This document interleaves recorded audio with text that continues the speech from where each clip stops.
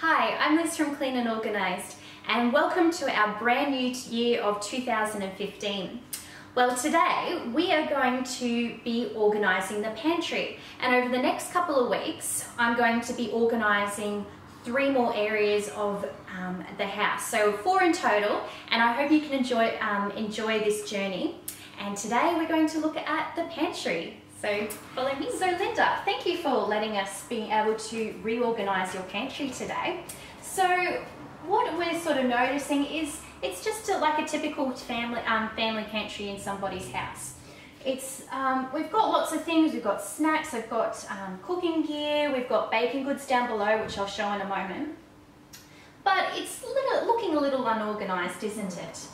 So Linda, what would you be your 2 goals for having a when we reorganise this pantry? Well, I'm looking for a pantry so that everything is easy access. The fact that I've got my spices over here, and then when I'm busy trying to cook, I have to pull everything out to try and find the actual ingredient. And so I started well. I put cooking down here when I first filled the pantry, but now everything's sort of moving all over the place, and it's just too hard to cook. And that's like with a lot of organising systems. They just, over time, they need to be tweaked and redone, and to be able to suit this stage in your life. So getting those spices under control is a good priority. I'm also noticing that we have prime real estate up the top here with a very big space in the top row of the shelving, but it's containing a lot of snacks. And I know down below this is getting really jammed. It's a smaller shelf, and we've also got some stuff down below. We're going to have a look at down there. So down below we have, in these 2 bottom shelves, we have lots of cereals over this side, and we have lots of baking. Now I noticed with the baking that we can't quite see exactly what all the contents are, and we've got some in boxes, some in containers. So we want to try and focus on that at some stage today, maybe putting some labels on, changing the different box types. We'll see how we go. Down below we've got lots of room, but there's some things in here. We've got some bottles of like excess goods, but I also can see down the back we've got some batteries. We've got batteries over here. We've got lint roller, we've got some sparklers. So we've got some things that are probably taking up some good real estate space, and that maybe we can find a new home and a new location. We'll see how we progress today. Now we're going to step 2, which is the sorting stage. So what we're going to do in a minute is we're going to be taking everything out of the pantry and putting it into these 4 washing baskets, what I've got. What we're going to do is I've just got some sticky notes, different colours, and we're going to write on them and label what we're going to put inside. So Linda, what I've decided is we're going to have 2 keep ones. So any food that we want to keep on there, we're going to put in these 2 baskets. Second keep. Now what do you think also one of the other categories might be that we could be putting in here? Perhaps something that I don't use now, but that's a bit out of date, or I've just changed in what we enjoy to cook with. So what we're going to have is we'll have, use my purple sticky, and we're going to have a discard basket. So for things exactly like that, things that may be out of date, that are hiding in the back of the pantry. And for things that are still in date but you may not enjoy anymore, we're going to have a donate one. So you may be able to say you may have a friend and say, look, I'm not enjoying this anymore, I'm not enjoying these branded muesli bars, but they're still perfectly fine. You may want to give them to someone else. So we'll have a donate basket here. So we've got 4 baskets. So now the next step is we're going to empty the pantry. So here we go, let's empty the shelves.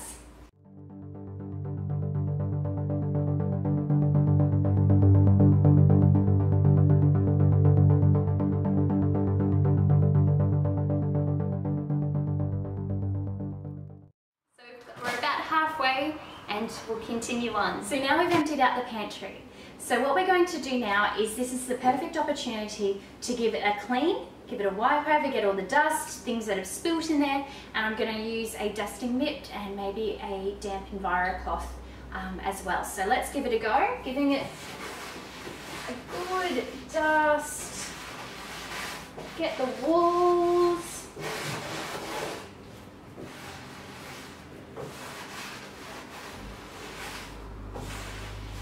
all the stuff from it. Keep going with, and I'll keep going with the shells. So now we've emptied the shells, it's now time to measure. So I've got my measuring tape, I've got a paper and pen, and we're going to measure the shelving units before we replace anything. This way that when we go out, if we need to buy some containers or anything like that, we have the measurements ready to go, so that we're armed with the knowledge. So we're not buying anything that's inappropriate in height or anything like that. And what I also suggest too is to think about looking around your house for containers and things like that before then. So shop the house, you may have the perfect storage container already in your house, and that will save you a lot of money. I try and do things on a budget. So happy measuring.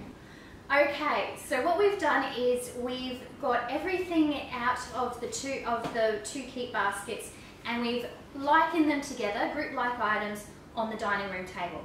Now what you may notice is that I've put a sheet down on the table so that things like crumbs and things like that aren't going to spill or ruin your nice dining room table. So we've done that, and we're just going to go through and see what we've got, so that we can consider what kind of baskets, what kind of storage systems we need to be able to fill up the pantry again and get it nice and organised.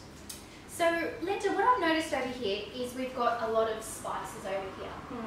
They're all mixed up. They're all mixed up, and you're also telling me that for Christmas you've got a spice rack as well that's on a turnstile.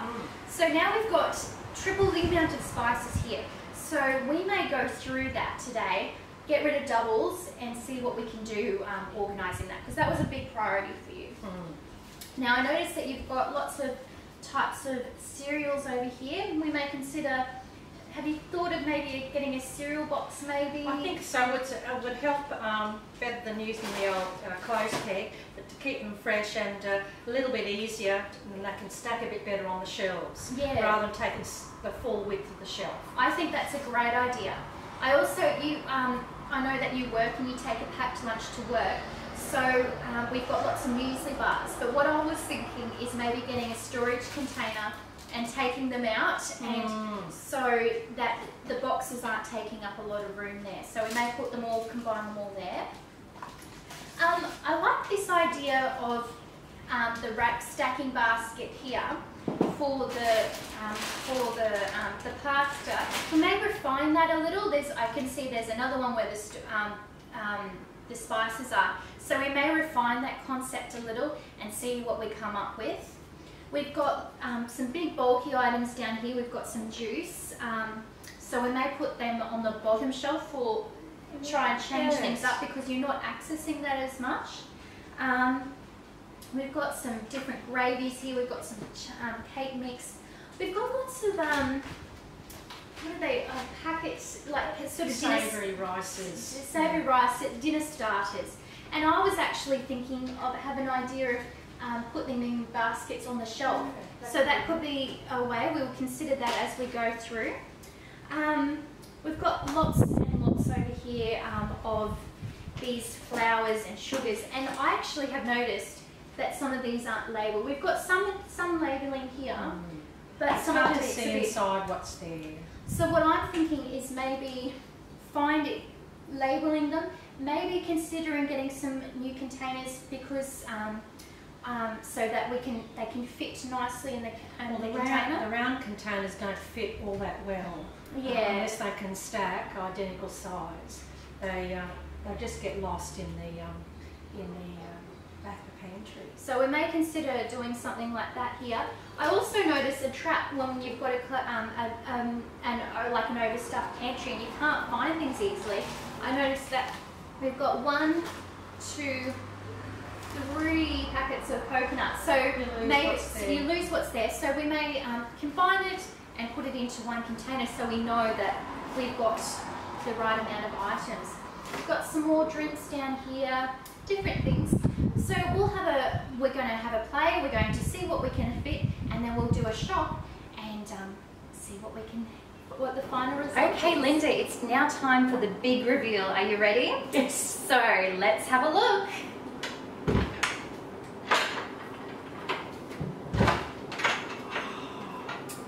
Okay. So let me just explain what I've done basically, and then we'll have some close-up looks.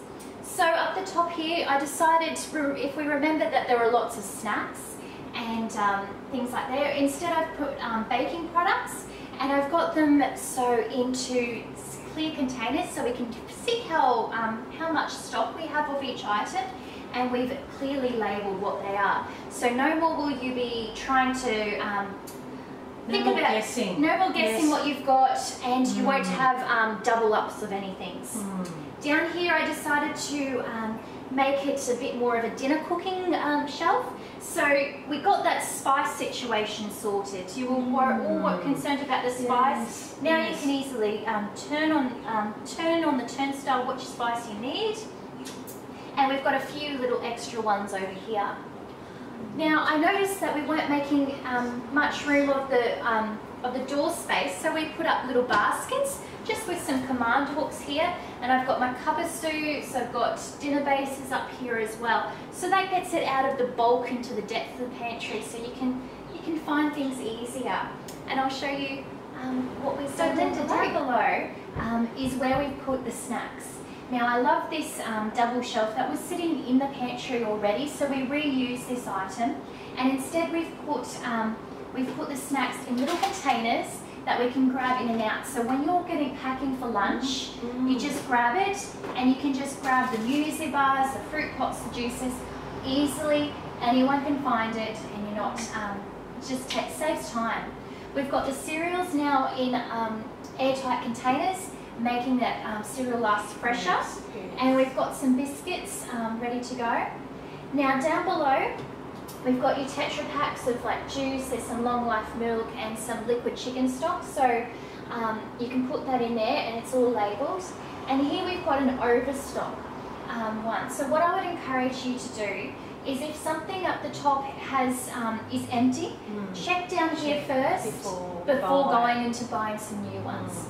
But overall, I'm really, really happy with the progress of the just amazing. Pantry. It's just so clear and easy to see, and I'm amazed that there wasn't that much to discard, and yet we just seem to put everything neatly on the shelf. It's really good. It goes to show just a little bit of organisation can go a long way. So I hope you enjoyed looking at this first organisation of the house, which it was the pantry. I hope it's given you some great tips and tricks, and maybe it will inspire you to do the pantry in your home. For more information, please visit www.cleanandorganised.wordpress.com, and I hope you enjoy. See you next time.